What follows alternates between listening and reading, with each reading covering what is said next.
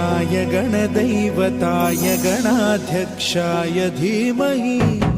गुणशरीराय गुणमण्डिताय गुणेशानाय धीमहि गुणातीताय गुणाधीशाय गुणप्रविष्टाय धीमहि